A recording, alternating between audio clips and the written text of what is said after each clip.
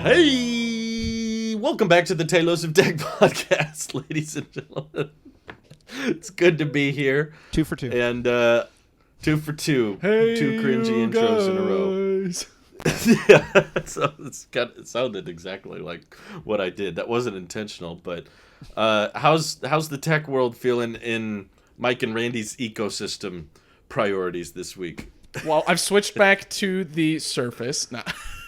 I've been taking data off of this, and then unfortunately having a lot of trouble with my first laptop ever trying to get data off of it. I don't remember the password. Ooh. And then somehow that'll slow you down. Yeah, accidentally factory reset my S7, so I thought I lost all the data. But thankfully, past Mike realized he wanted to output all the beautiful and wonderful photos that I took with this S7 Edge, and already put it on, I think, a hard drive behind the computer. So thankfully, I didn't lose everything with that. So that thing's useless. You can throw it out. I technically could, yeah. And I made them all naked, by the way, so you get to see the penguin, this thing, and then I also... in their true ugly fashion. Yeah, and I also output all the photos, 10-year-old photos from this phone, which was nice, kind of going down memory lane with the wife. Has it been 10 years? Oh, my God. I had this phone when I met my wife, so it was nice seeing a lot... Or did I... No, I think I had a Droid at the time that I met my wife, but I had this for mostly the beginning of our relationship, and it was nice seeing a lot of photos of early times with her, and then actually some of the video holds up, even though it's like, I don't know, I totally forget what, is this an 8 megapixel or 4? Yeah, I think it's 8. It's 8. Oh.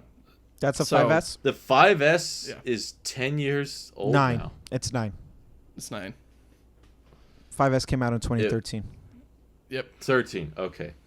Whew. Because that was the phone I got my wife, girlfriend at the time, to leave Android for. Oh. Wow, you guys both have bride stories with your 5S. Me and Randy are pretty much the same person, just separated by 600 miles, and also if you ignore the differences, age. Yes. Yes. Mm-hmm. It's there's eerie so how parallel we are sometimes. Yeah. Mm-hmm. Speaking of which, I'm having a kid. No, not yet. He inspired you. if either of us become fathers, Randy has full rights. Yeah. But speaking of inspiration, Randy, your camera looks a little bit different today. For those watching on the video form, you have some kind of new lighting technique going on, I think. My ring light. What happens if I just go like this? Ugh. Whoa! Oh my God! This is you what look like us now. This is what happens when disgusting. I jump. This is the equivalent of jumping in the pool and you seeing the truth.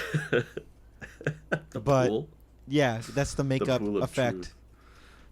If for those who don't know, if you're not watching, or even if you are watching but you're not watching us, you just have us in the background. I've updated my macOS, my only macOS device, to the beta, to Ventura. Wow. Okay, that was my question. Cool. Did you partition, or are you on just?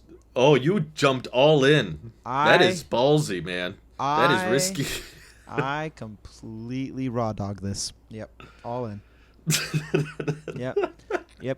And there is some setbacks, unfortunately. One that how are the bugs on beta? What is it? Beta 4 now? Yes, it is beta 4, but that's not the bug I'm talking Okay. about. It's actually just because everything else hasn't caught up yet. Discord specifically, I cannot share my screen and share audio at the same time anymore. So that's a problem. That's actually like a legit problem because it interferes with part of my one of my projects I'm working on, and I don't really know. I mean, at worst case, maybe I'm saying it right. If it goes that bad, I'll just remove my profile from the beta, and re-download Monterey and just install that again. I think there's a way to do that. Well, another option is just make another Discord profile, right? And then just add them to the call, and then one does the screen sharing and one does the audio sharing. No. I can't audio share anything on macOS with Discord. So and you need that audio. Yes, I can't share audio on my desktop or on an application in Discord as long as I'm on this version of macOS currently, because what Discord uses to do the audio, so those guys haven't updated their stuff to work with Ventura. Yeah. Okay. Luckily, even if it was public release, they probably wouldn't have updated. Probably. Unfortunately, they take their time, those Discord guys. Luckily, I can say though, YouTube works just fine, so I'm happy with that. OBS works fine. Good. You guys can hear me fine. I can hear my playback fine. And I ran a test yesterday and this morning. Everything is fine with having anything feed through OBS. It's just for whatever reason. The problem is within Discord, it just does not have the means to capture desktop audio. So, I mean, there's Bummer. that. But I see. Outside of that, Ventura is working like stupid smooth. Oh my god, I love it, and I know Smooth it's brain. because Smooth brain. smooth brain.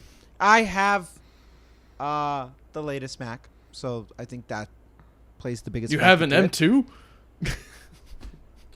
Oh, that Mac. That is the latest Mac I Pro.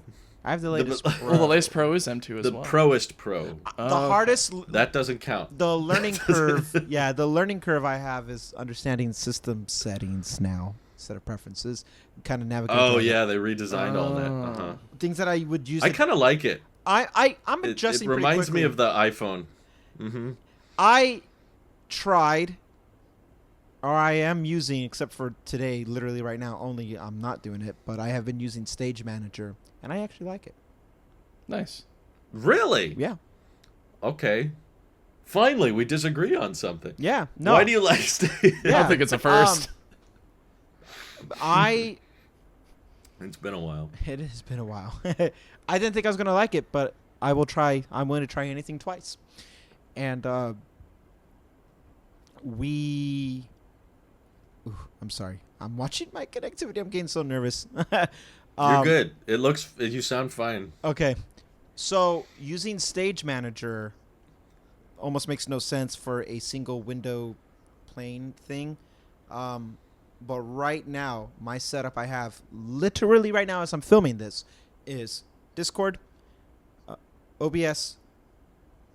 I have Safari open with my Gmail, and that's why there's a white light on my face, because I'm using it as a light Nice. softener. And Mini LED. I have a Finder window open to make sure that my file does not get corrupt while it's recording through OBS. So I have a 4-window configuration that I probably use every week when I film for the podcast. And for me to have another configuration that I do use, which involves Notes, which involves my Logic Pro app, which involves, well, actually, those are just the two. And me to just click on that bundle and it reopens it to another one, I like that convenience of it. And then for passive entertainment, I have a window for YouTube. And when I have it minimized, I'm still watching it, but most of the time I'm listening to the feedback of something as I'm being, if I say I'm like doing something like this caliber, I like having something where I can like see it a little bit right here. And this is also with the context that I'm using a new monitor right now, a 43-inch 4K monitor. So I have the screen real estate to kind of work with this. I have more than enough space to move stuff around. I'm sitting in front of a TV, it feels like, which is why the white on my face looks so it's this monitor. So I like it. I just like the clusters that I can kind of click through, and then just clicking away I can see my desktop if I need to have anything there, but I keep my desktop pretty minimal, if ever anything. If there's a file or an audio file or a photo on my desktop, it is always temporary. I'm moving it. Like if I need to get a thumbnail for streaming or whatever, like I put it there, and when I'm done with it I throw it away. I do stuff like that. But otherwise, like the Discord and Twitter is grouped together, and it helps me kind of stay a little bit more focused.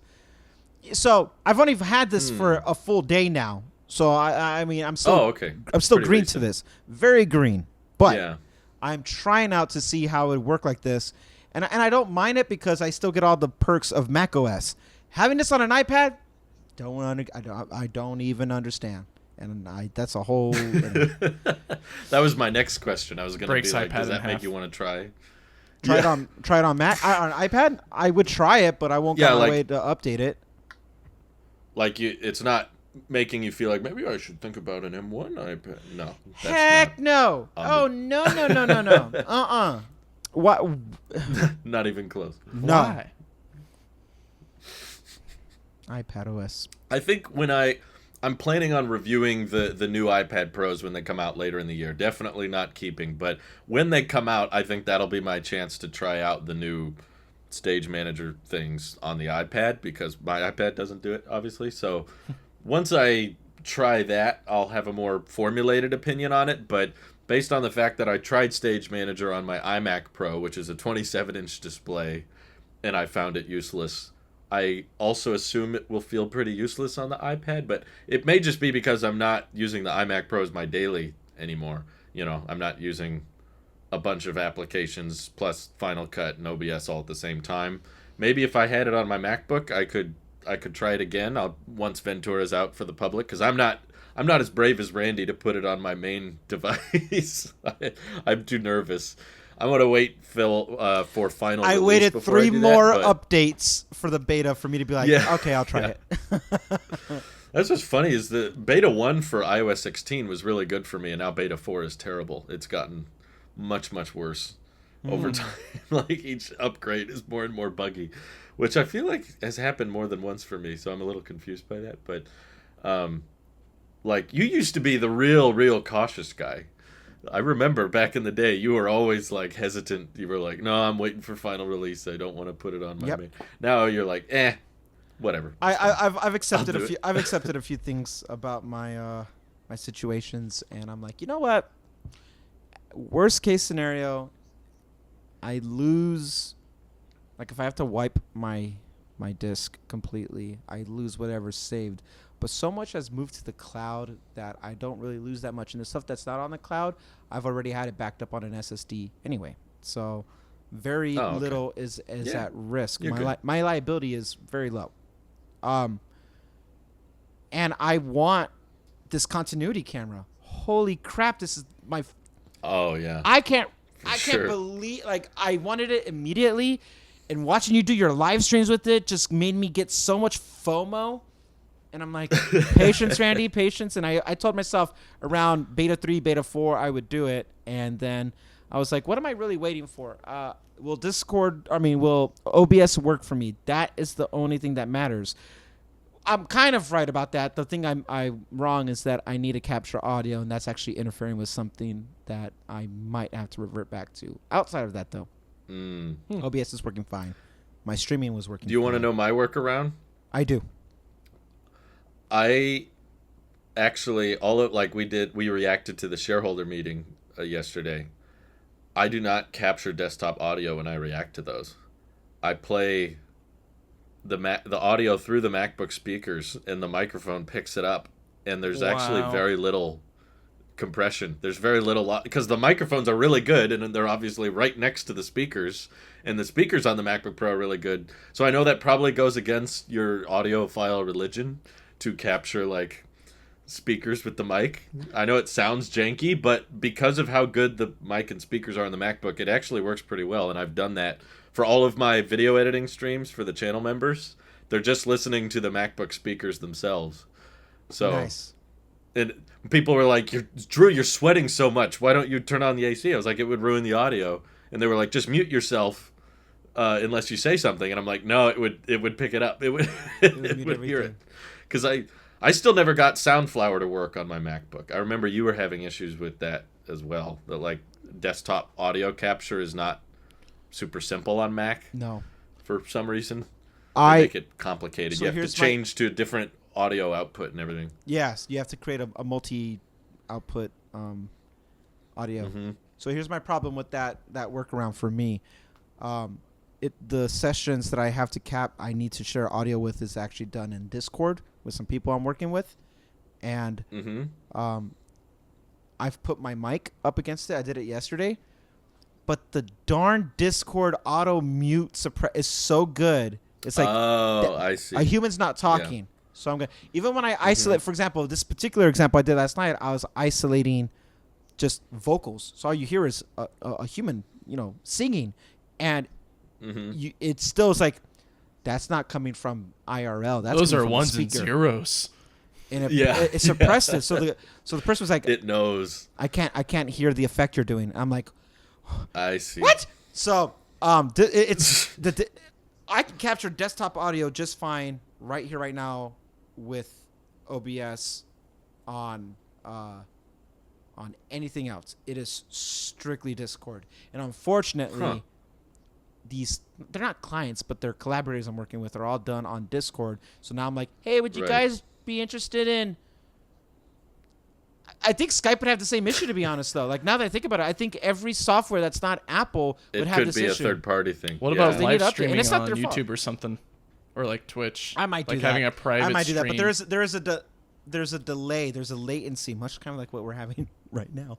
That's true. And Thanks, it's much worse with YouTube, though. Yeah, at least here, when I play something, we're hearing it together in that moment. The latency's, milliseconds, where on YouTube it's about 2, 3, 4, 5 seconds, depending. And I thought it was more. I thought it was. It like depends 20, on your settings. depending. Yeah. it depends. Well, I found with Drew, it's usually like at least 10. Yeah, Drew's pretty Yeah, it's consistently not 10. instantaneous. I've had about a 5 on average. But to the point though, it's all variables that like I can't really control, and it kind of sucks. But I might do the YouTube thing. I've already thought about that one, Mike. I might do like here. I will stream and we'll have our session here, and then I'll just keep the video call like how we're doing it right now open, because this doesn't affect this part. So I mean, there are Maybe workarounds. just mute one channel. Funny enough, the beta works fine. It's working more than fine. I love all the updates with Ventura. And I was like, oh, this is going to be a good beta test because it's minimal, setbacks. And then I'm like, oh, it's Discord. And I forget I was having this issue with M1 when I used to stream last year. You were. I remember that, yeah. But that wasn't a beta. It was just an You need M1 the thing. M2 MacBook Air. You need the Midnight. Oh, dear Lord. 256 gig MacBook Air. That would fix this. That second generation 5 nanometer technology. That's what it is. The only thing that Ventura has taught me is that I've been trying. I am using this again, but I am forcing myself to use it, and I'm noticing that about myself. I'm forcing myself to open up. There are good use cases for me to have it open while I'm working, but I think I'm past my panic of downsizing. I don't think I'm gonna get rid of it, but I just don't. Past the panic. I'm past the panic. I like that expression. Yeah. Randy at the disco. Panic at the Randy. I don't know if I ever asked Mike about it. Anyway. No copyright. But do you think you'll use Stage Manager on your iMac? No, I'm fine with my current setup right now. I mean, it might be the same as what Randy has, like forcing that, I guess, habit to continue, and then hopefully that forced habit slowly becomes just a natural behavior that I open up Stage Manager and there it is. But how I usually have my setup is I've got, at least right now in front of me, I got Discord, I got the little chat that we've got going on, I've got OBS, and then on the separate screen to my right, I've got the web page where I can just look up things. Right now it's just an empty white Google page. So it gives a nice little lighting and all that diffuse lighting. You guys are all doing that. Yeah, but I use the sun. It's pretty bright. That explains the cancer that's forming. Yeah. But I like this. I've always been more of like the Windows setup of like, here's a panel here, here's a panel here. I'm not really a fan of like, here's the folders on the side that you can access and it brings up different things. I don't even use the the multiple instances or monitors that Mac has that I think you swipe up to the top or wherever. It's like Mission different. Mission control. Yeah, I don't even use that. I don't do that either. Because I feel like I'd either get things lost or it's like I want to get to it immediately. I'd rather just minimize it and then tap the app and it comes back up, or I have it on a separate screen, which I've got the desk real estate to have a separate screen. So I've got that capability to avoid that. Mike, do you minimize a lot of things? And I'll come back to it later. Not necessarily, no. I think the only things I've got minimized right now is Logic and Notes. Otherwise, either it's closed or it's a panel somewhere. Because if I'm not using it, or like if I'm going to minimize it, it means I'm not really using it unless I need to recall it quickly. Otherwise, it's either going to be buried underneath another panel or it's going to be a panel that I'm going to see. That's interesting. I too have Logic and Notes minimized right now. And again, same person. I too. I'm glad I inspired you, Mike. You know, I wrapped my Tesla green the other day. I heard that you have a green Tesla. Of course you did.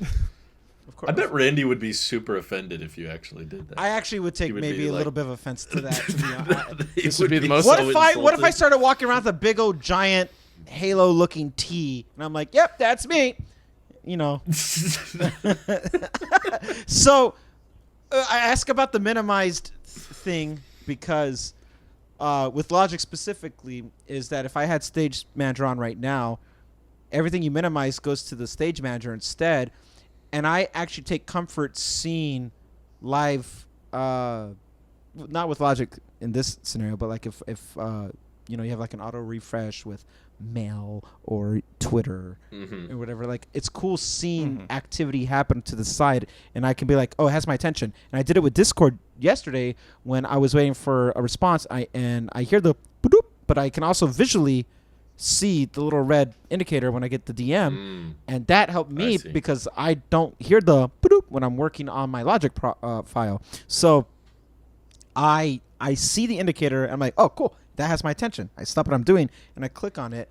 And preface again that because I have such a big monitor right now, I don't full screen Logic. I have it, whatever it's set, and I have all this extra room. So I like seeing my clusters form up that way.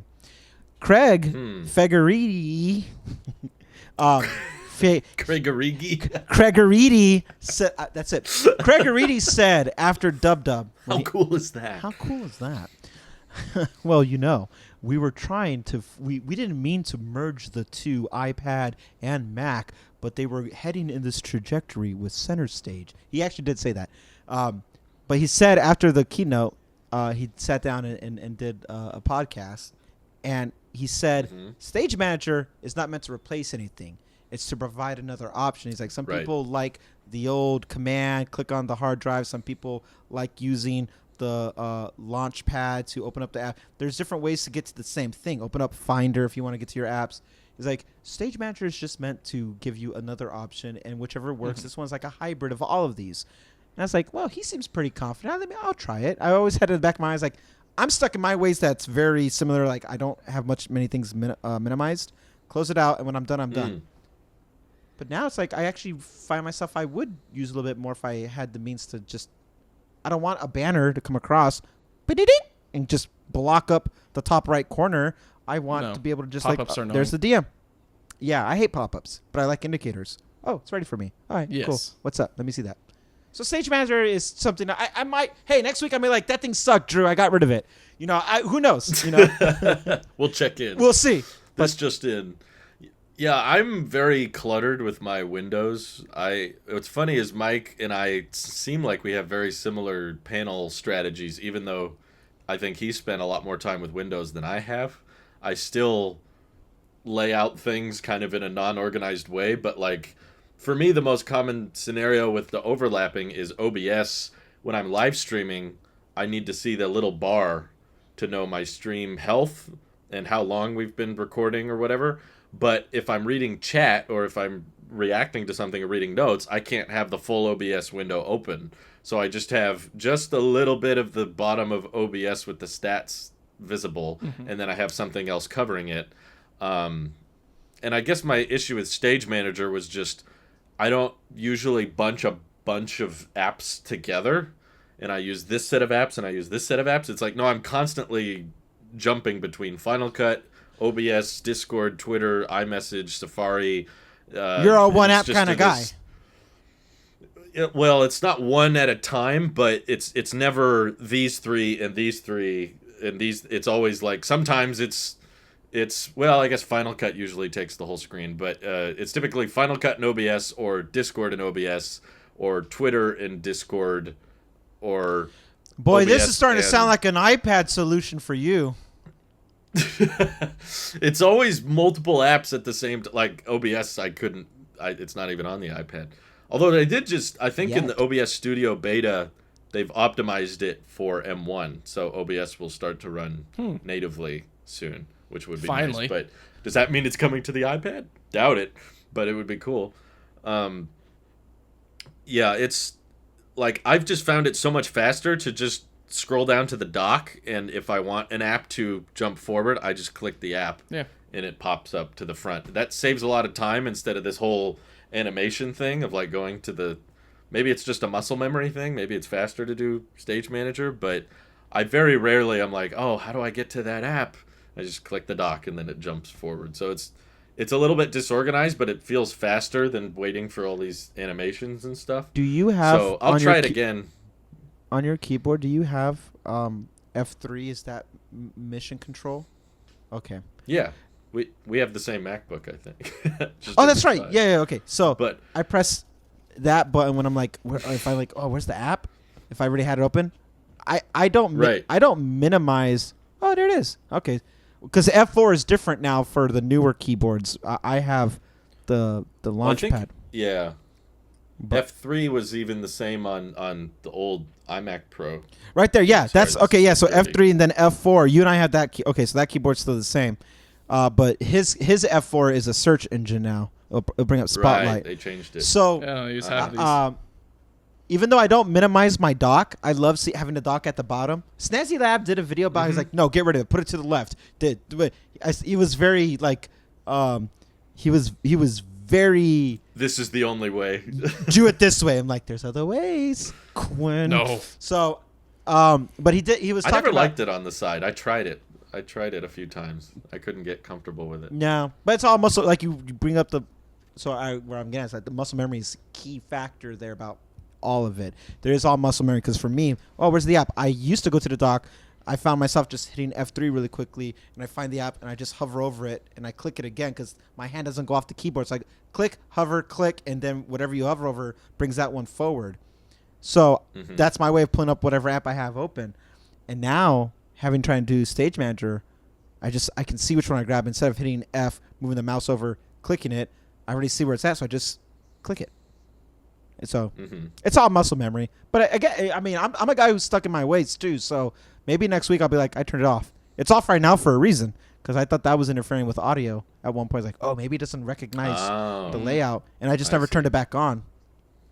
I wonder if Apple will ever do an interesting thing with like the cameras on these Macs, where they're able to see where your eye is looking or triangulate it somehow. Ooh. So like if you look at that cluster, it'll be able to just open up by you looking at it instead of having to going over with the mouse or trackpad. That would hurt my brain.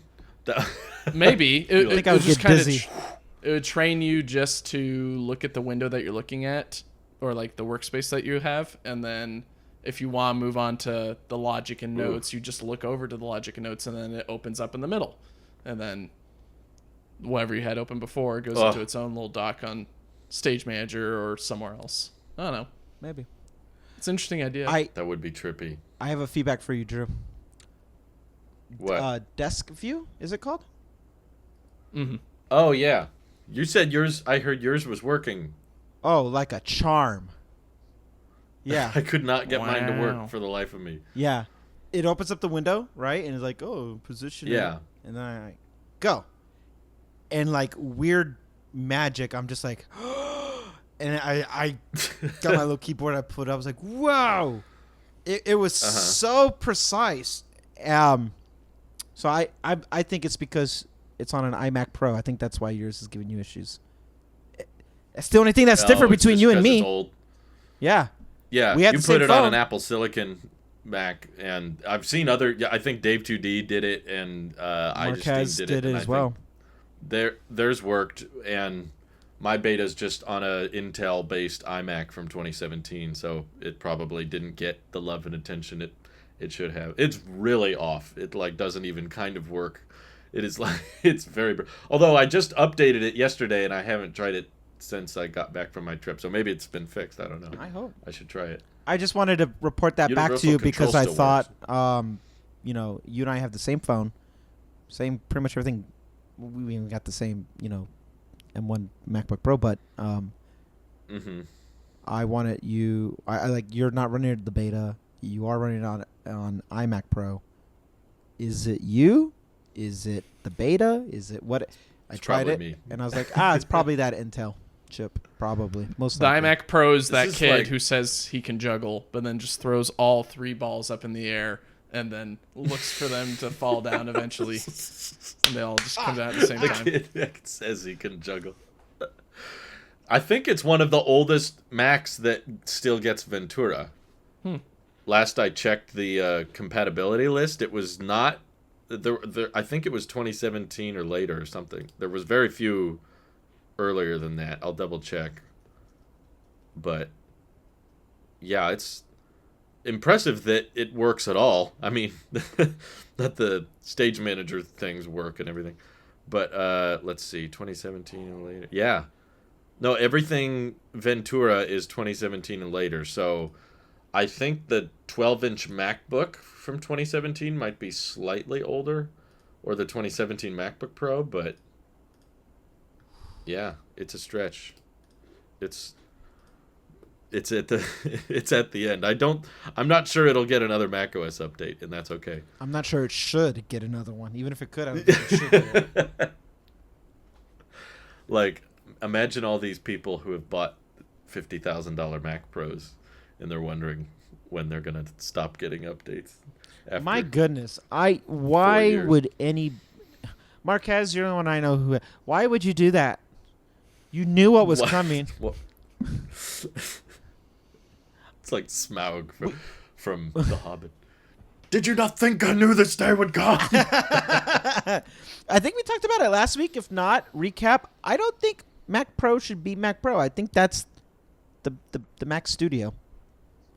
Yeah. From my point of view, the Studio is evil. I like that then name. You are lost. Studio's Yeah. It's a good name. Studio's a pro is a good name for like it's for my office. It's for a stationary environment. That's why I'm such a fan of the iMac Studio concept and everything. Yeah. Like I like that name, but at the same time, Mac Studio absolutely sits where the Mac Pro used to sit, and the Mac Pro has turned into something you swore to destroy.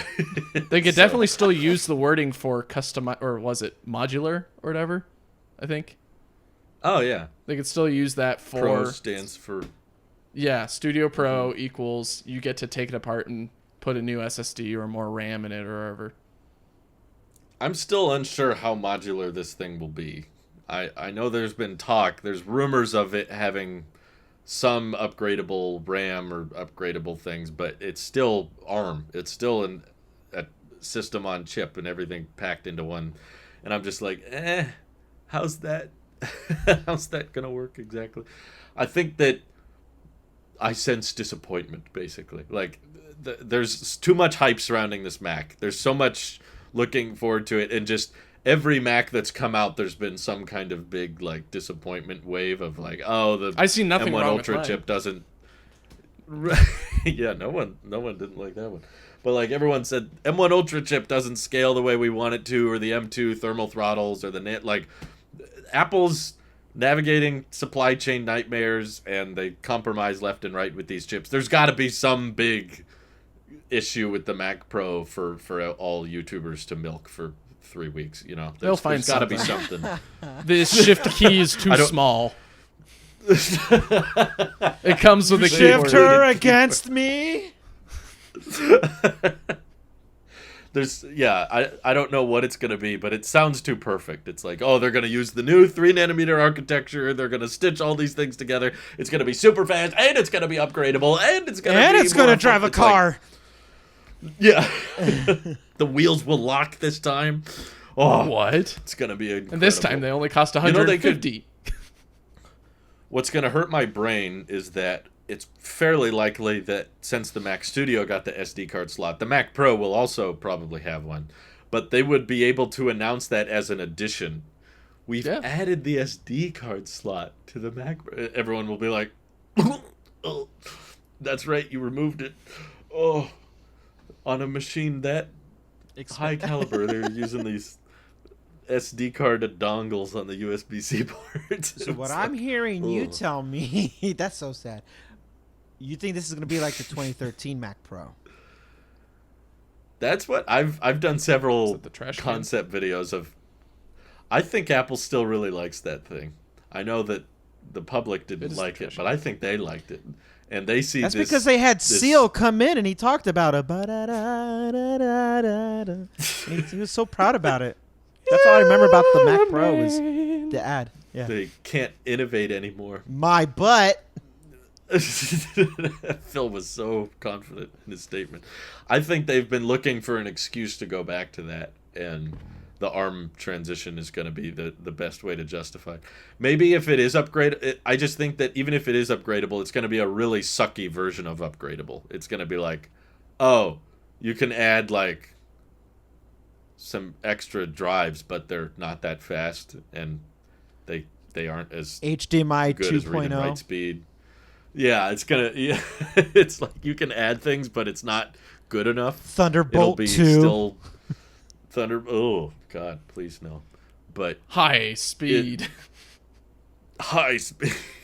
There's got to be something wrong with it for everyone to talk about. I don't know what it'll be, but it'll be a hexagon. It won't be a square or a circle. It'll be a hexagon. They're like, there's too many sides to this thing. Yeah. Ever since now that they have like a higher priced desktop tower, I'm like, it's the exact same thing as the Mac Pro. If they price overlap, then what will be the point in going with the Pro? Like you would instantly cannibalize the Mac Pro sales unless the Mac Pro, aside from silicon, has some advantage over the Mac Studio, and people are guessing that's modularity, but I'm just predicting I think it's going to be one of those, like, if you're not comfortable or not satisfied with the M1 Ultra, you're going to spend whatever we tell you to spend. I'm so glad you asked. Everything. Why? Because if you look at our chart here. Oh, dear Lord. Yeah. Dude, how'd you get that? The Mac Pro. This is exclusive. Yeah. The Mac Pro is right here, where the Mac Studio is right here. Very analytical and data driven. That's why you have to write performance on there, and then you also have to performance have units. 2 lines as well. Watts, you put watts there too. You know, you're gonna get that what is it? Is it an Israeli guy with glasses down in the basement that's like, oh, the fake Johnny? With Mac Pro, yeah, Johnny. We came up with a new silicon architecture that can stitch 4 M1 Max chips together. I love Johnny. It's like that. Johnny's great. I love Johnny. I like Every my time he Johnny shows more. up. When designing the new Mac Pro. There's several John. There's a John that announces the Macs but doesn't talk about the silicon, and then there's the Johnny Ive, who's not even working. Did you catch that report? Love from isn't even working with Apple anymore. He's too busy with Ferrari. No love from Apple. No. I will see my way out. No one make that joke. That makes too much sense. This is why you pay me the big bucks, Drew. No love from. No love from Apple. That love from is asking for that. Can I tweet that? I'm gonna tweet that right now. No love from. Oh, that's his name, Johnny. Johnny. Man, what is it with all these Johnny? Johnny Sruji. No love Johnny. from Johnny. Johnny boy. I wanted to ask you, with no, never mind. It doesn't even matter. I just realized. No questions. 0 questions. On the subject of iPad, I used my iPad yesterday. You actually powered it up? Wow. I powered it up. It has an impressive standby time when shut down. That's my new testing. Now that I've found no use for my iPad, I just see how long it lasts between charges. So it was shut off on our trip, and I think I left it plugged in at some point for sidecar or whatever, so it was at like 100%. And I came back and I powered it back on after not using it for 3 weeks, and it was at 94%. So that retains some juice. That's pretty good. You know, that 6% is pure NSA monitoring. That's just the government like, no one's here. Okay. I don't know what you're talking about. And every about. couple of days. I don't know anything about what you're talking about. That's what Craig did. I don't know anything about what you're talking about. I have no idea what you're talking about. Absurd. Absolutely ridiculous. Should not be me. Me drawing that little chart. Oh, go ahead. We have company here, so we're kind of having to be quiet when we watch TV and stuff, and we wanted to watch a TV show in the kitchen. So just once again, for the record, the AirPod sharing feature of iOS is amazing. I love that, how simple it is. Like, both me and my wife just put in our AirPods, and we're like, boom. But we were watching a show, and we had a bunch of stuff on the kitchen, and it was like, if I bring the MacBook in here, it's going to take up a bunch of space, and there's like food out and it's going to get dirty. But the iPad, we don't care about that. That can get dirty. That can get food on it. You know, we cut vegetables on it. So yeah, who cares if it gets dirty? So we brought the iPad in there, and I fired it up again, and I was like, that's right. That's awesome. That's a big screen. No, I was like, this is weird. That chart I drew, that's the most you guys seen me use my iPad. And now I'm about to tweet the love from joke. It's for memes. It's a good meme machine. I want to watch TV like you do. I admire your ability. Like, yeah, it's portable. We did, but I just don't associate it that way.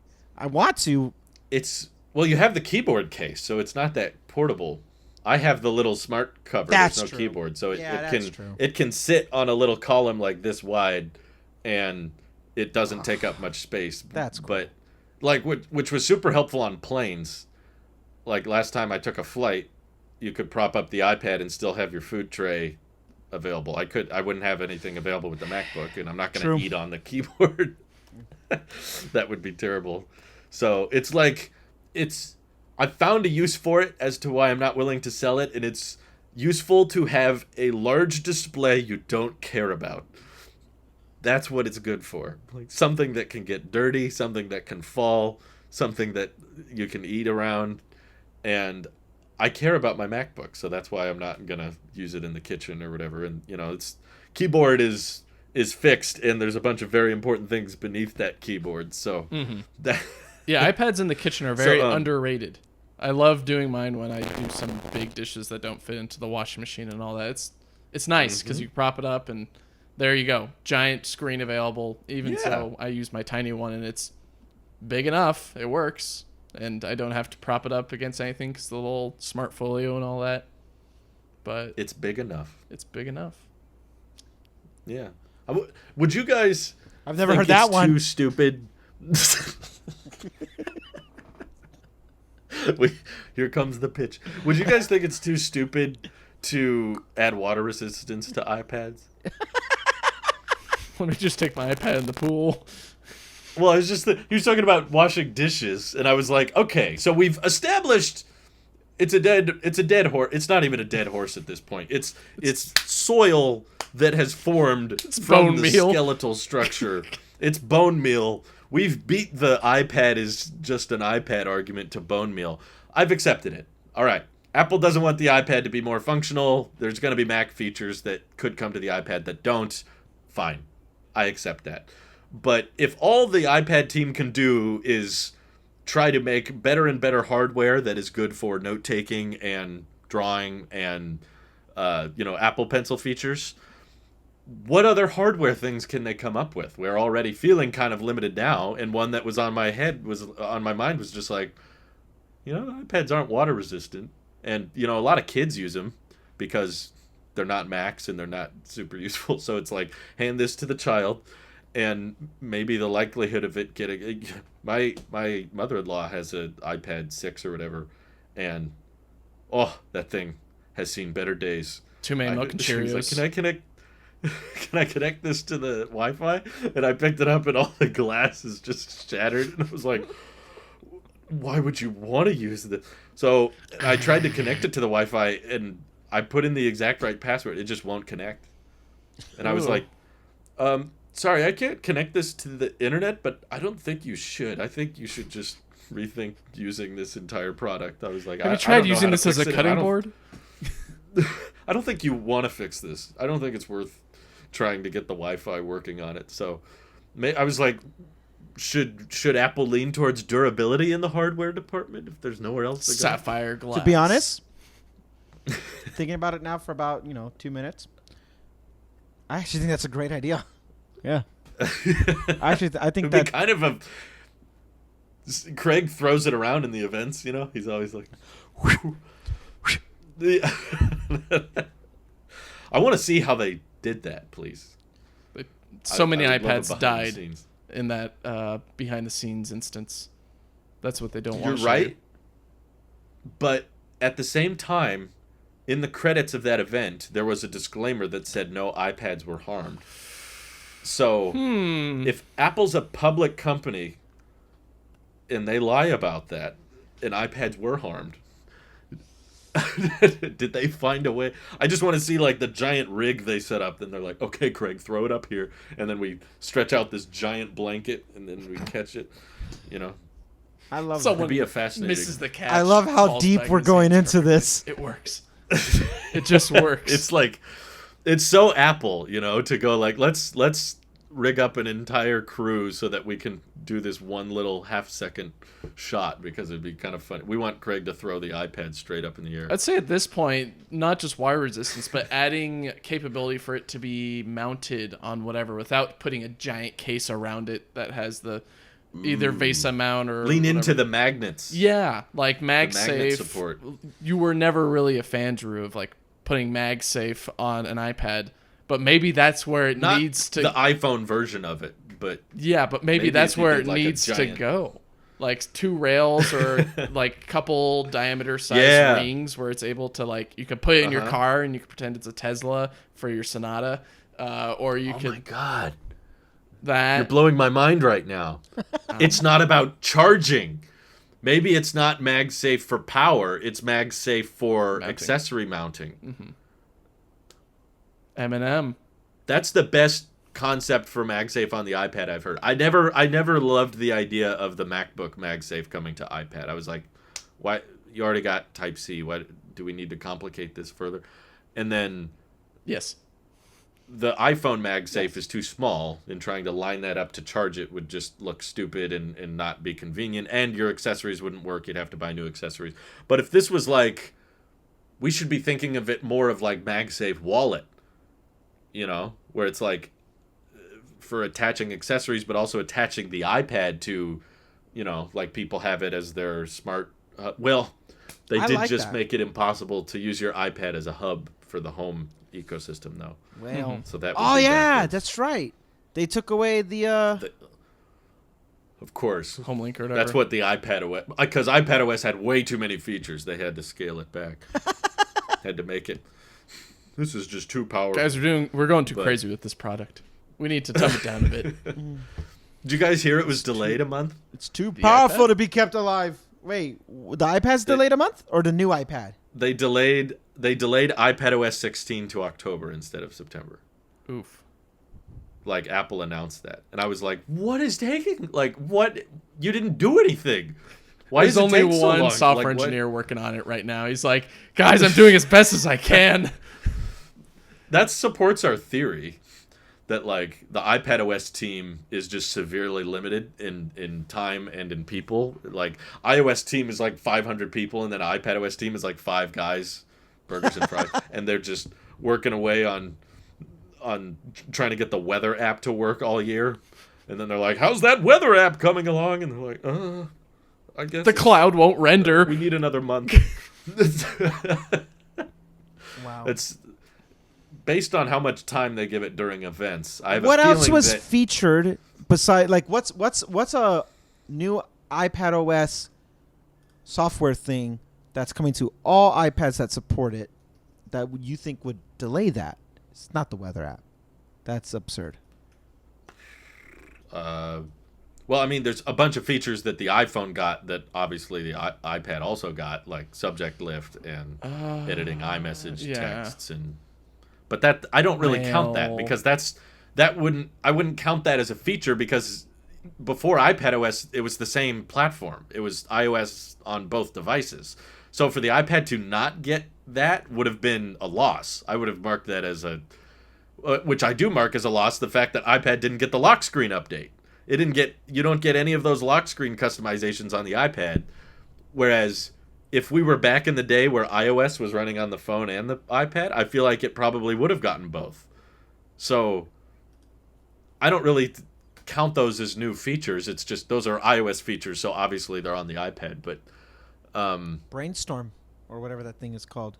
Maybe that's like a weather track. Were there some Apple Pencil updates? What would delay it a month? I'm not even trying to be facetious or make a joke.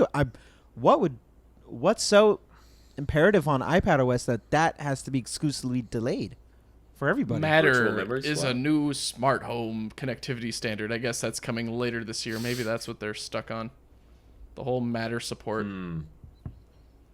Imagine if again, this would require the iPadOS team to have employees, but imagine if with the MagSafe support where the iPad can dock to things, the iPad could become like the ultimate CarPlay accessory, and Apple would say like Canoe would buy a billion of them. Yeah, cars can buy this like iPad MagSafe attachment, and then you just bring an iPad to the car, and that's like your display and everything. That's such a good idea. It won't happen. It would. I could pretend to be in a Lucid Air with my wife, 'cause then I would have the big center screen and then below another screen, and then it won't be able to go into the dashboard like on a Lucid Air, but I could just stow it underneath or on the side of the seat and pretend it's stowed away. I wouldn't be. And it's dead. And it's dead. We gotta stop thinking of cool things for iPadOS to do. It'll never happen. Don't do that. You're only hurting yourself. It's for note taking. That's and propping up your TV at a certain tilt. I'm finally back with my Apple TV again, by the way. Oh, yeah? How does it feel? It's wonderful. We were watching a scary movie last night with the family on it, and this is more of a compliment for the HomePod, I realized. I kept thinking there was something outside because we kept hearing like these thumping sounds that were really deep. And I was like, what is that? Like looking outside and stuff, and she would pause the movie, and I'd go outside, and I couldn't hear anything. I was like, it sounded like something was... I'm a sponge! I'm in danger. Yeah, I was scared. I was like, what's going on? Is someone outside? And it only happened when we played the movie. And I was like, oh, it's part of the show we were watching. It was playing these like really deep thumping sounds, and the HomePod was like, that's an impressive little thing. Like, it wasn't doing anything for months. That speaker was just sitting on my desk doing nothing, and now we get to use it every day, which is and great. Now you think but there's people outside? Like, yeah. Now I'm paranoid. It's great. Now I'm paranoid. But just the one remote for everything is so intuitive. You know, the friends are over and they're checking it out, and they just press power, and it fires right up, and they can pull up stuff, and it works. And I'm just like, man, this is a cool little gadget. It's a shame it costs so much, but whenever it goes on sale, which speaking of, when we were on our trip, this is almost Apple related. When we were on vacation, we started watching Severance with our friends, and the first episode had me hooked, and my wife really wanted to keep watching it, so we tried to watch the second episode. She finished it. I fell asleep, but we were like, oh, we got to go tomorrow, so we're not going to get to finish the show. And I was like, there will be some TV Plus deal eventually. Like, I'm an Apple sheep. I won't have to wait long. There will be something. And I said that kind of jokingly, like, in my world, TV Plus just plops into your lap. And then this morning, I get a notification. I was checking my wallet app, and I get a pop-up that says Apple Card users get 3 months of free TV Plus. And I was like, hey, there we go. Literally like 2 days. I thought we were going to have to wait like a couple months or something. Like maybe new iPhone season comes along. Tim will be like, iPhone 14 gets the whatever. And then I would redeem it and send the phone back or whatever. But it would... I was like, one of these days it'll come up and we'll watch we enjoyed trying. We just didn't want to pay for it, but we were like, someday we'll get a free trial and we can finish the new trying season. And now we were kind of hooked on Severance. So I am convinced that I will watch all the TV Plus shows that I'm interested in without having to pay for them.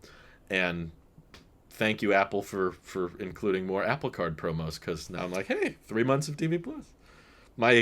I've not paid a penny for this service, and I had 15 months free, and now we're extending that to 18 months. 18 months of free TV Plus. Man, it's great. Yeah, thank you. Apple TV's pretty good. We've gotten used to our speakers at this point to where if there's like a surround sound like thumping behind, we're used to it now. We're so immersed. It's not really an spatial issue. Audio. I think the only issue that we have is our Samsung TV. Whenever you press the power button on the Apple remote, it does turn on the TV and all that, the panel. But with the Samsung TVs, it automatically pops up the little selection bar on the bottom, which like intrudes a certain amount on the screen to where you can't see the selections on the Apple TV interface. It's like, okay, well now we need to get the Samsung TV remote, hit the back button to remove that menu, and then get into whatever we're watching. Or it doesn't go away eventually? It just stays there? It does, but sometimes it stays there for like ever. Other times it stays there for like maybe 5 or 10 seconds. It's just it's a bit of an inconvenience. The next TV that's what it's not our going to be friends Samsung. had was it's the same exact TV I think you guys had. It was the same remote and everything. It's a nice remote, but I'm losing a bunch of Apple Sheet points by hating the iPad so much and not upgrading my iPhone this year. So I'm trying to make up for it so Tim doesn't get too mad at me. So now I'm leaning into tvOS and saying like, hey, iPadOS is so bad you have to lean into tvOS. Which got no screen time at the last event. So I have to like pick my battles here and be like, hey, you know what? Apple has made several great operating systems that fit the platform very, very well, and tvOS is one of them. And I regret hating on it so much because the multitasking of tvOS is just such a time saver, and having something to jump between media services that quickly, helping us navigate these very stupid subscription services that are piling up. Did you guys see Discovery Plus and HBO Max my goodness. are going to merge? I'm very curious on what's going to happen there. Like, because recently a lot of shows from HBO have disappeared and appeared on or are going to Discovery Plus. In which, one, I wonder what the name's going to be. Is it going to be like some Discovery HBO Plus name or whatever? HBO Discovery. HBO Discovery. I don't know. I think HBO will take the parent name of it. Okay, Kinda and like then when also you go the to quality. Disney Plus will have Fox, National Geographics, Marvel, Star Wars. Like it's gonna have its. I see. The parent company will It'd be have it, one I'm of those sure. tiles. Yeah, I'm curious about the quality as well, because we have both. We have one through a friend, which is HBO, and then we've subscribed to Discovery Plus because the wife likes watching a whole bunch of like the Fixer Upper show type of things. Discovery's got a lot of stuff. They have a It's lot. We amazing. like watching Meets the Irwins. I think that's on there, and that's a fun time, I think. But definitely We watch 90 Day Fiancé Oh jeez. because it's garbage, and I love it. It makes you feel good about your life. That show can turn anyone into a marriage counselor.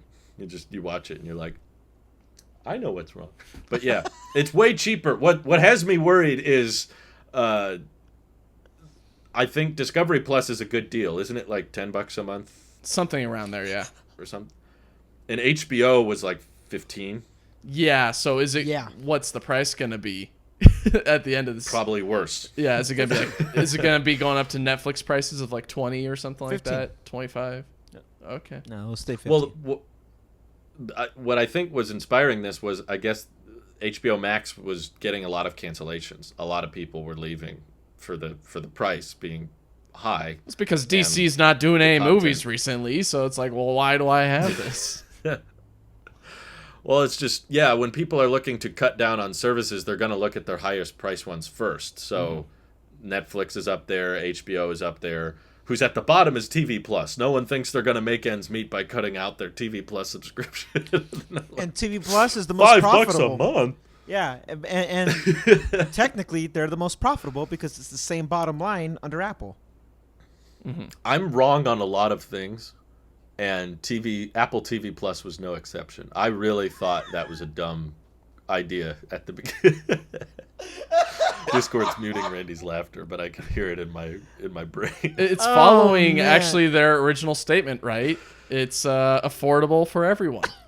Oh my god, that's funny. I don't know even if they cared about affordability. It was just like, I thought the concept of not buying up pre-existing titles was a really bad idea. I was like, no, this is all just a game of what TV shows you can pick up and what movies you can get from other companies. And I thought Netflix was winning at that, and that's why they were doing so well. And Apple was going to say, we're only doing original content. We're just going to everything in-house and exclusive. And the launch was a little bumpy, I'll admit, because they only had like 6 morning shows, show. I think, at the start. Watch it. It was like the morning show, and an elephant documentary. And I was like, this is what your TV service is like? How that's how you remember. I'll admit, we watched it. I remember. I was like, oh, we get a year of this for free. Let's try to watch something. And there was some elephant queen, and it played, and it was in HDR mode, so my TV was all dim, and I couldn't see half the movie. I was like, this is...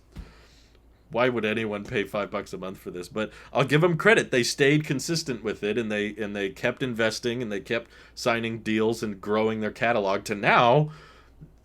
Most people, even not techie people, will tell me about a show they really like on TV Plus, whether it's Ted Lasso or Morning Show, or now Severance has gotten a lot of attention, even from me. This is the first time I've heard about a show people like, and then now I'm watching it. I'm actually interested. That's rare for me. Oh man, I gotta sell you on Better Call Saul then. Yeah. Mm-hmm. Oh, I love Better Call Saul. That's not on TV Plus.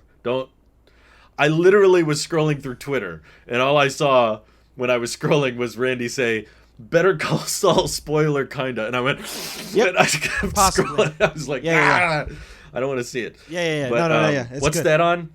AMC Plus? That's AMC. Yes, and I don't know where to find that, so I have a workaround. I'm waiting. If it's getting close. I don't know. I haven't checked in a while. But if it's all done airing, no, it's not. I will get a free trial. 2 episodes left. Okay. When it's done airing, I'll get a free trial and try to catch up. Don't worry. That's why you know what? I thought about you, Drew. I was like, I don't want to ruin, and even if you were just mindlessly scrolling and you still read it, I worded it in a way that wouldn't spoil, but I didn't want to even hint or allude. Thank you. So that's why I was like, I want to talk about this. I had a question, but I was so vague, but I didn't want to hint it. So I was like, let me just put a disclaimer. Anyway, that was a sidetrack. So to the actual TV Plus thing, I have a question for you guys. Do you think Apple? Oh man, wait. Yes. I got so excited about the Better Call Saul. Only in the shower. I think Apple. Apple. I think Apple. Do you think Apple? Definition of this podcast. Let me rephrase. It's such an Apple thing to do that they were like only exclusive or only in-house filmed exclusive Apple. We own all the rights. No, it is the most Apple thing that there's like, of course, because that's how they run, and they want to have that Disney style or that Nintendo things that are just like, no, exclusives, only us, only here, because they know they will never lose it. They'll never lose it. Like, it has to stay on the platform. And if you find a show or movie on there that you like, it's always going to be there. Netflix had to worry about Peacock and Disney taking away all their stuff. So it's a problem. My question is, do you think Apple will... It's such a loaded question. I'm sorry, but okay, it's going to be the cheapest price. Not Stay 5 or whatever. I forgive you. But it will be the cheapest price because they can take they're still profitable. It's still Apple. It's not a spin-off company. It's not nothing. They're profitable, and it does not matter what happens. And all this money, billions and billions and billions went into this thing, And I have a good follow-up question. Okay. Well, yeah, so basically it's because they put so much money into this and they're playing big long-term game with this, and I think it They're will playing the long game. The long game. I think that. So wait. Yeah. What's up? The question is, will Apple try to always be the cheapest TV subscription service? Yes. Basically. Yes, because they get their money elsewhere. I hope so. Mike, go first because I have a. At least I think that all the different ones. If they jump $2. Mike, don't go first. Okay. No, he can go. He does. It only sounds like that for us. Okay. He'll sound fine. He Right, sounds like a robot. Oh, okay. gotta love Starlink. You're good now. Yeah. Even if it jumps up $2 to like basically Disney Plus prices of $7.99 or whatever, that's still pretty competitive. Yeah, it would be going over like Hulu's $6.99 a month with Hulu ads or whatever like that. But I mean, yeah, Apple only has one price, and it's a pretty good price. And even if they go up $2 for inflation or other reasons, I think I'm surprised they haven't. It's still a good deal, and you can share up to like 6 simultaneous streams with it, like all at 4K. All at 4K. Has original content, all that. Like, I think it's okay if it goes up $2. I would still pay, honestly. It's a good service, in my opinion, with the things that they offer. Is there a lot? Not necessarily, but they're getting there. And I like what you said before. They're consistent. And I like that from a company. I mean, it'd be nice to shake things up a little bit, but in this case, no. Or yes? Yes. Yes, I do think... You want regularly new content coming out. That's how you justify a membership. But to answer your question, yes, I do think it will go up in price within the next, at least the next year to 5 years. I think there's going to be a price hike for TV Plus. That wasn't my question.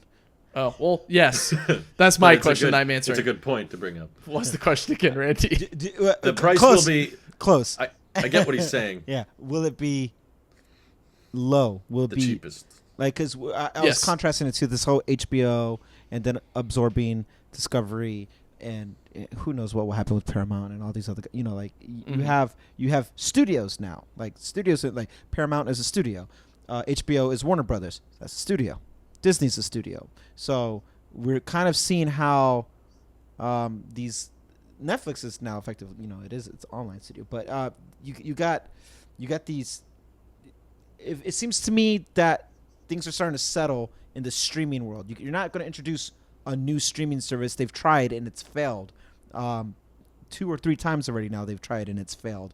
So now that we know what's sticking around, what's staying, and everybody's got their IP on old, films and TV shows and stuff like that, and now it's about moving forward. Where does that place Apple being technically the newest studio in the lineup here? And it's competitive today about being the cheapest price, but will they stay that way, or will they go the way of Netflix and technically the way of Apple and increase prices, because that's what Apple does? The M2 MacBook Pro is not cheap, and it's so Apple to do what they did with that too. iPad is not cheap. So, will Apple fly it instead of amplify it? Yeah. Well, but I was thinking about all the different streaming services and how a lot of these studios are literally... Maybe this is too big a topic to talk about this late in the show. Yeah, probably. Do any of you have hard stops? No, not necessarily. But, I might have to... You're just like, I just don't want to talk to you anymore. No. I might I just wanted you to answer my question, Drew. I have an answer, but it's like an answer and a segue. Let's it's do an it. Answay. Yeah, we're fine. It's Answay? Like Anne Sweeney? I love it.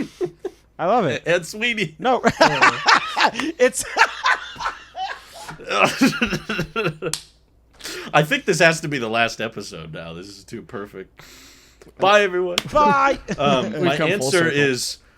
Yeah. So, like, Disney's in the medium game, right? Like, they own movies and TV shows in that... You're wrong. small startup company.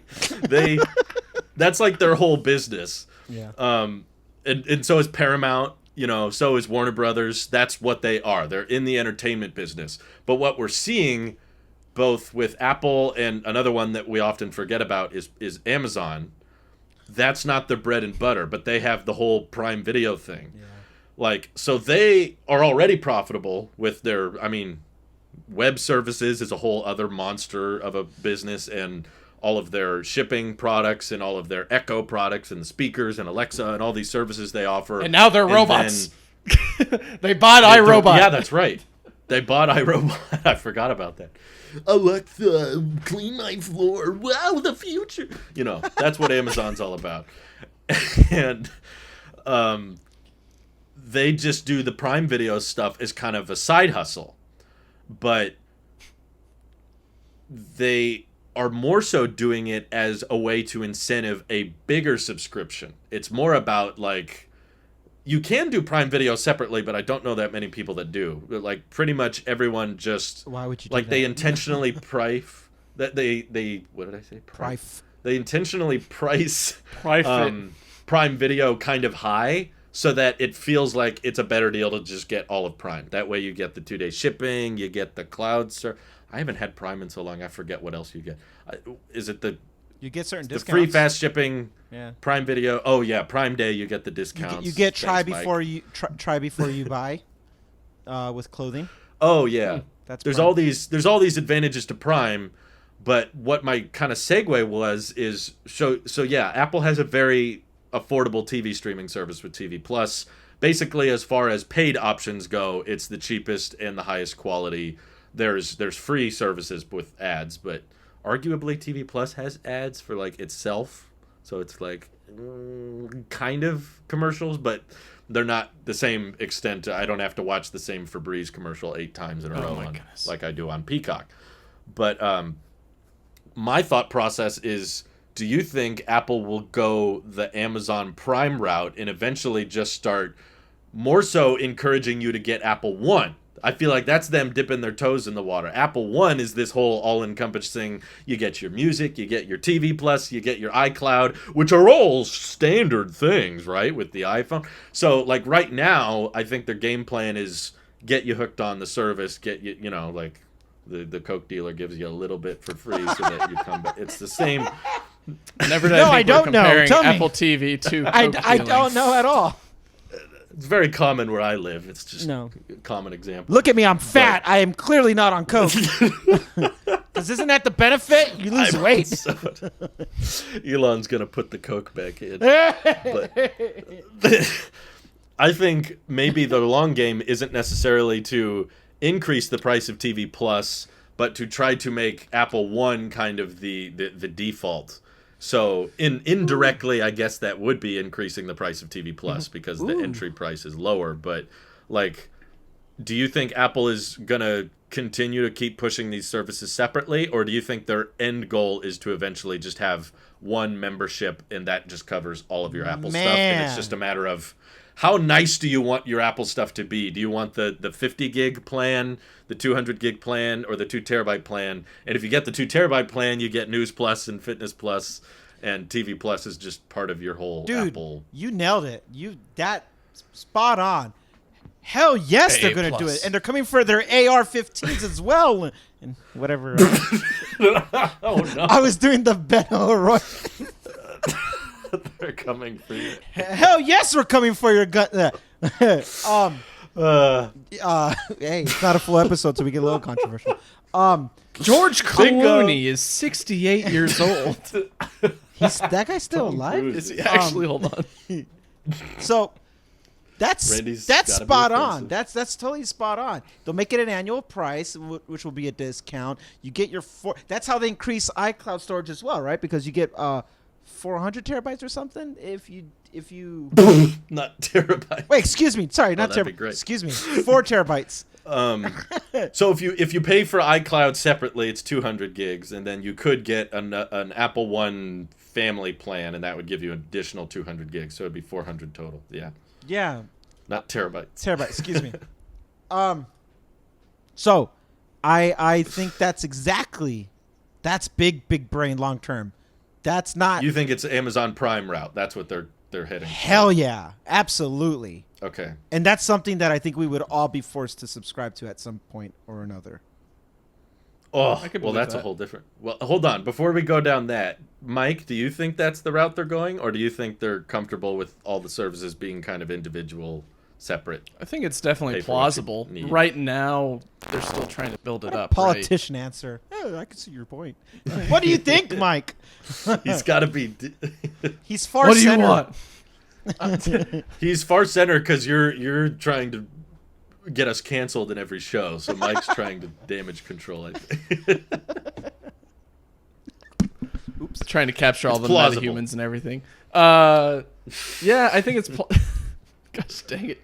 Now I got this tiny Randy voice in the back of my head. It's just like, you're not saying your statement controversial enough. You need to be more controversial, Mike. Silencio Bruno.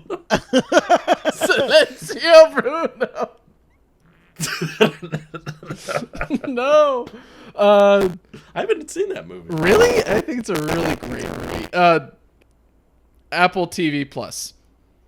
I think for at least the time being, it's going to stay the way it is. Is there the possibility of... Gosh dang it. Video you can do this. No, I can't. The video You got this, Mike. Good. I don't even know what he's laughing about at this point. You know exactly what I'm laughing at. You made like 8 jokes in the past 2 minutes. So coming for your iPads next. I knew that was going to be the one sitting in your head. I knew that was going to be the one that resonated. That's the sleeping ninja right there. That's the bomb right there. The sleeping ninja, not the awake ninja, the sleeping whatever. Ninja. That was the one dormant. I knew that was for Drew. I knew for a fact that was the one that was going to come back. Ow, my cheeks. My cheeks hurt too. I'm crying. My cheeks are hard, and I'm getting abs. My cheeks are hard. My doesn't need cocaine. Anyway, he's got laughing. You know it's bad when my AirPods are falling out. Oh, I think you need more subscription service for that, or a better one. Yes, I do think they could go that route, and I don't know if it's necessarily inevitable, but there's a high likely chance that they will go that route, the same route that Amazon has gone. I think Amazon's got the capability, they've got the financial capability to leverage all this, like to have access to game. Well, I guess they could fold in game. Well, they're getting into that. Games has already folded into TV Plus to a certain capacity that I think they could go, definitely into that. I don't know if they'll. You have Arcade with Apple One, so the path is there. The stepping stones are there. It's all about them actually connecting those steps together to form something close to what Prime Video is, or I guess the whole what is it? What do they call it? Yeah, I guess just Amazon Prime Video is what they call it. But to fold all those capabilities into it, the only thing that they would be missing per se is having third-party content. I don't think they'd ever get into shipping at that point. There's too much cardboard that Amazon's buying. I would say look at any cardboard box in a landfill, or maybe not landfill, but recycling center. I'd guarantee one out of the little arrow. Yeah, you'd see at least one glancing at the few, but at least one out of every one would have the arrow on it. 100%. I think it's what you mean. Not just one big box. Yep. It's one big Amazon one box. Out of one. For every one box you see, you will see one. Yeah. But it's all there with the whole membership or just video or student membership or what the heck. They have an Amazon Prime for Medicaid recipients as well. That's neat. How dare you? Don't laugh at that. I'm not laughing. Into health coverage? They've got Medicaid recipients in some case. It's like $2 less than their regular video only. But maybe if you have Amazon Prime, you should get a discount on Blue Origin launches to the low gravity. how much would that you get? What would that even? It'd be like 0.0001% discount. With like not $100 discount, like a $2,000 discount if you have Prime. Amazon Prime. I wonder how many. Well, because the whole ticket's like what, $100,000 or something. It's a lot, so they should just throw in a little bone. Who wants to go? Ashton Kutcher? As of 7 days ago, earthweb.com reported that over 200 million people globally have an Amazon Prime subscription. So you're saying this many people have that eligibility to go on 200 million? 200 million people, as per Amazon's statistics available in 2022. Oh my God. They that used should to be have way higher. They used to have should be. How do we get that to 2 billion? Yeah, 200 million isn't even America. We need to first get to the point where every man, woman, child in the United States has Amazon Prime. Little Timmy has his own Amazon Prime account. My kid's going to be born and he's going to have Amazon Prime and Apple One and all those other subscriptions. He's a statistic now. There could be like 5 or 6 people to one Prime account, you know. So yeah. That's true. Oh. And they're not cracking down on it. Yeah, they're not doing the Netflix thing. They're like, sure, do it. Netflix wasn't cracking down either until they did. Yeah, I wonder when Apple gets to that's that a good idea, case then, or maybe not that case, but that level, right? If Apple gets to that level where it's like no more HDR content or like 4K or whatever, or you can't share through with your 6 Apple people. ID. Yeah. That's the smart thing about Apple is that with password sharing, you'd have to send someone your whole Apple ID to share TV Plus with them. So they would have like your iMessage access, and maybe that's their golden egg then. Just how they've set up that system, right, with the accounts. They'd be like, "You don't want to password share TV Plus. You don't want to do that. Why? You could, but why?" And even that's not even password sharing. Now you got to do passphrase or whatever the new thing is on Ventura or whatever.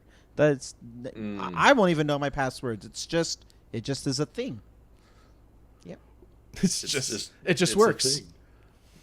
It unlock TV Plus with Apple Watch. It's just nearby the TV. Hold on. My Apple TV Plus was unlocked in Indonesia through Apple Watch. How does it do that? Through Bluetooth. Well, I was going to ask you guys, but I think I already know the answer. No. Sometimes. Yep. I knew it. In the shower. On a rainy day. So predictable. I literally my question was going to be, do you think it will ever get to the point where in order to own an iPhone, you have to have an Apple One subscription, or will it be optional and it'll just get worse and worse? And I think I know what both of you are going to say already. It's not the shaking of our heads. No, I don't think so. I think Apple wants to get as many customers as possible, and having the availability for anyone to get an iPhone through just purchasing it through Verizon, AT&T, T-Mobile, or... What if it lowered the price of the hardware, though? If you already had a... This is starting to sound like an Apple bank. It's like you don't need to pay $1,000 for an iPhone. If you get Apple One, then it's only $400 or something. Stop making me want to buy more subscriptions. You're gonna wish it was $1,000. Remember when $1,000 was expensive? You're gonna wish it was 1,000. Yeah.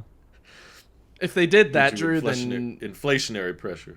If they did that, then yes, I would think yes, that's probably the case. But I don't think they would do that just because they bank on those people that either flip flop every year, or you get more people coming in and they're able to, kind of like Marquez, right? He's able to just like buy any type of phone wherever, and he doesn't have to have a Apple ecosystem surrounding it in some way. And not that many people do that. I mean, you could think of your own parents, right? They probably own an iPhone, but they probably don't have all this other stuff like the streaming services or the extra Apple One stuff. And I don't think they would want to, but They actually have more than I do. My mom still has the red indicator in her settings about still setting up her Apple ID. You think she's going to have all this extra? It is so... I'd love to see the data on that. How many people are still on the red icon? So many. Every boomer has that thing. So set up Siri. It's set up Siri. I think if we do get to that point, if it's good, but if we get to that point, there's a little. I saw the face. There's a little pop up in settings that says "Send in your AR-15." You get 5 months free of TV Plus. Hell yeah, we're coming for your AR-15s. All right, so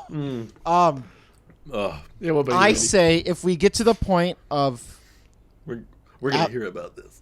Oh yes, we are. Oh, get ready, gentlemen. Here it comes. It's gonna be a long winter. Buckle in. Get ready, it's coming. Concept of eventually mandatory subscription. If it gets to that, it will be in our lifetime, but we're gonna be the outgoing generation. Like we have to go through at least 2 generations because boomers aren't gonna do that. And when we are the boomers, it will be like a whole new service. You ever see that movie with Justin Timberlake and he has like time on his arm? And we just watched that. What's the name of that movie? I'm spacing on it. Time. Space. Velocity. Your 3 minutes are up. I think that was called Time. It might be Time. I don't know. Anyway, why are you looking that up? In time. Yeah. Wow. Time. All right. So. Orange. It's a really bad movie. In two to 3 decades, maybe we'll see that. But not in the next decade, you think? No, I don't think so. No. Okay. I think we have to go through a reasonable guess. 2 CEOs or something like that. I think when the landscape, because Mike product, he touched on this point that like right now phone carriers are still a thing, so you still can get your hardware through T-Mobile or Verizon or whoever, or Best Buy or Walmart. There's other ways that you go about acquiring the hardware. I think for a very, very long time, hardware will be hardware, software will be software, but I think all software will inevitably become Apple One, and we have to pay for it with the exclusion of operating systems. But anything that has to mitigate additional stuff outside of iMessage or outside of Photos or outside of iCloud and stuff like that, that's all going to cost something, and you will ultimately have a better benefit of just buying Apple One than you would be segregating those types of tier systems and purchases. And hardware will just be hardware. But maybe one day if it does get to that, it'll be like when we're talking to our grandkids about it or something. We predicted this, and they came for our AR-15s. That was the podcast episode 203. We were talking about it. I remember. Yeah. All right. Fair enough. The episode we got canceled. Again. We've been canceled. Thank you all for watching the last episode of the Taylors of Tech podcast. It's quite a whirlwind, and I think we covered some interesting subjects. And do we have any final thoughts? Heck yes, we did. We covered those subjects, and we covered all the. I'm done. iPhone 14 sounds great. Can't wait for it. Looking forward to it. That's a thing. That's a thing. Thank you all. Appreciate it. We'll see you next week. Take care. Boys. Bye-bye.